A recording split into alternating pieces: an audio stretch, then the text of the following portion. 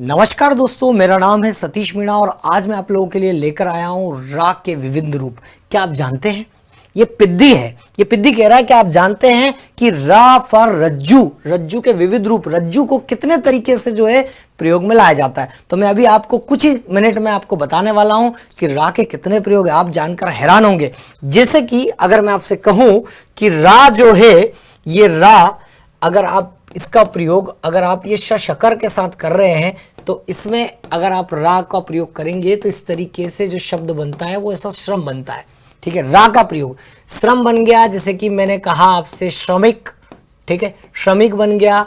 और मैं कहूं आपसे श्रद्धा बन गया, तो ये शा के साथ। लेकिन अगर आप इस सा के साथ जो है अगर आप ऋषि को जोड़ेंगे ना तो ये अलग बनेगा। ये कैसे बनेगा? जैसे कि मैंने कहा आपसे श्रृंगार, देखने में तो एक जैसा लगता है लेकिन जरा ध्यान से देखिएगा कि सा के साथ यदि ऋषि जोड़ दिया तो जैसे कि मैं आपसे कहूं कि श्रृंखला है ना, श्रृंखला इस टाइप से जो है वो बनने वाला है।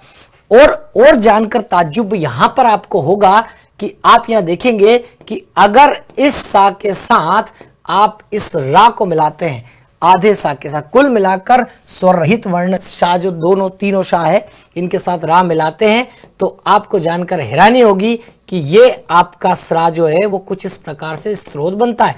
बहुत सारे लोग ये सोचते हैं कि त्रिशूल का है। भाई साहब, ये त्रिशूल का नहीं है। साथ ही मैं आपको ये बता दूं, जैसे कि आपने ये लिखा सहस्त्र, तो बहुत सारे लोग ये सोचते हैं कि ये त्रिशूल का है। ये त्रिशूल का नहीं है। ये सा में जो है पूरे राग को मिलाने से, आधे सा में पूरे राग को मिलाने से ये सा बना है। तो ये आपने देखा कि 1, 2 और ये 3 रूप। इसी के साथ अगर मैं आपसे बात करूं आगे, और अगर मैं आपसे बात करूं कि आगे चलते हैं तो अगले में अगर आप देखेंगे तो जरा मैं आपको बता देता हूं कि जो है जरा देखिए फटाफट से मैं आपको जो है इसके बारे में जानकारी दे देता हूं। जैसे कि आपको मैंने यहां पर लिखा कि कोई स्वर रहित वर्ण हो। जैसे स्वर रहित वर्ण कैसे? जैसे कि ये का, जैसे कि ये पा और जैसे कि ये दा, ये स्वर रहित वर्ण है। अगर इसमें हम रा जोड़ेंगे, पूरा रा जोड़ेंगे तो जो इसकी संरचना जो बनेगी वो कुछ इस प्रकार बनेगी क्रा। ठीक है, आपको लगता है कि भैया ये रा आधा है, रा आधा नहीं है, का आधा है। जैसे का से हम बन गए कर्म, क्रम बन गया है ना। और क्या क्या बन सकता है? हाँ, तो जैसे कि आप जो देखेंगे तो ये क्रमांक बन जाएगा इस तरीके से। साथ ही इस पा में जोड़ेंगे तो भाई साहब ये पा इस तरीके से बनेगा।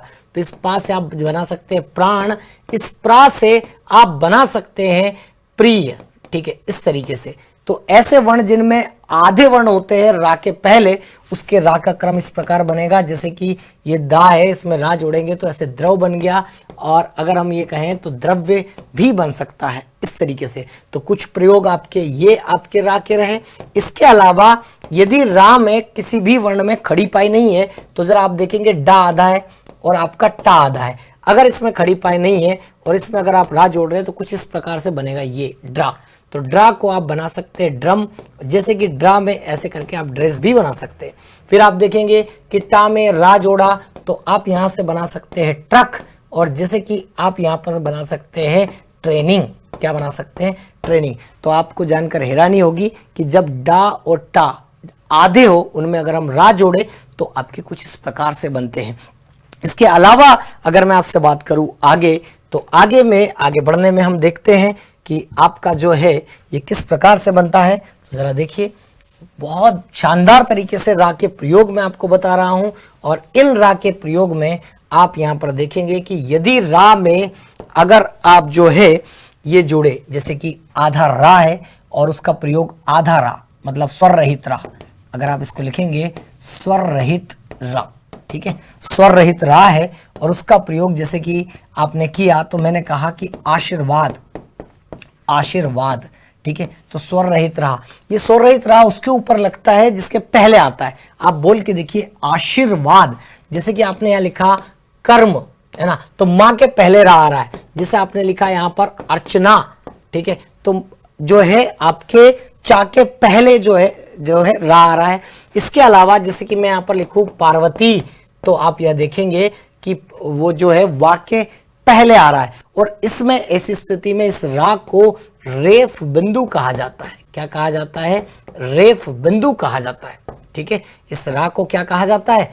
रेफ बिंदु कहा जाता है। तो दोस्तों हमने देखा रा का प्रयोग। रा का प्रयोग कैसे, क्या क्या देखा, तो जरा मैं आपको बता देता हूं कि रा के विविध रूप है। अगर रा को शक्कर के साथ मिलाएंगे तो आपका ये इस टाइप से बनेगा। लेकिन अगर ये आप देखते हैं कि इस प्रकार का ये श्रृंगार और इस श्रृंगार में फर्क है। इस श्रृंगार को आप ऐसा भी लिख सकते हो, इस तरीके से अगर आप ये लिख सकते हो तो इस तरीके से भी आप श्रृंगार लिख सकते हो। ये भी शुद्ध है क्योंकि इसका एक ये रूप ये पलट जाता है, ठीक है। बहुत सारे लोगों ने देखा होगा ये इसको गलत बताते, बिल्कुल नहीं। तो आपने देखा कि सा के साथ अगर ऋषि जोड़ते हैं तो ऐसा बनता है, और सरोते के साथ ये रा, ये बहुत कम लोग जानते होंगे कि सरोते के साथ ये रा जुड़ता है। तो इस स्त्रोत में त्रिशूल नहीं होता, सा में रा बनाने से बनता है, जिसे सहस्त्र में बनता है। इसके अलावा फिर हमने देखा कि अगर रा के पहले आधे वर्ण हो, स्वर रहित हो, तो उनको इस तरीके से बनाया जाता है। और जिनमें खड़ी पाई नहीं होती अर्थात डमरू और टमाटर, तो इनमें रा जो बनता है कुछ इस प्रकार से बनता है। साथ ही जो स्वर रहित रा होता है उसे हम क्या कहते हैं, रेफ बिंदु कहते हैं। तो ये रा के कुछ रोचक तथ्य थे जिनके विविध रूप आपने देखे। साथ ही मैं आपको बता देना चाहता हूं कि उत्कर्ष लेकर आया है होली हंगामा। तो होली हंगामा के लास्ट 2 दिन बचे हैं, शेष 2 दिन बचे हैं। इस हंगामे में क्या है, तो उत्कर्ष के सभी ऑनलाइन कोर्सेज पर 90% तक की छूट है, साथ ही 3 महीने की एक्स्ट्रा वैलिडिटी। और उत्कर्ष ऐप के बुकशाला ऐप से किसी भी बुक को ऑर्डर करने पर इस पर भी भारी डिस्काउंट मिल रहा है। तो उत्कर्ष के गुणवत्तापूर्ण एवं किफायती मूलक कोर्स के साथ आप अपने ड्रीम जॉब की तैयारी कर सकते हैं घर बैठे। इन कोर्सेस में आपको मिलते हैं बेस्ट फैकल्टी से गाइडेंस, साथ ही अनलिमिटेड एक्सेस के साथ ऑडियो और वीडियो लेक्चर्स, साथ ही आपको डीपीपी बोले तो डेली प्रैक्टिस पेपर, और साथ ही ऑल इंडिया जो टेस्ट है जिसमें आप अपनी रैंक से जानकारी जो है वो प्राप्त कर सकते हैं। साथ ही आप सभी लोगों को मैं और बता देना चाहता हूं कि उत्कर्ष का ऐप डाउनलोड करें अभी नीचे दी गई लिंक पर और तैयारी शुरू करें जीत की। बहुत बहुत धन्यवाद।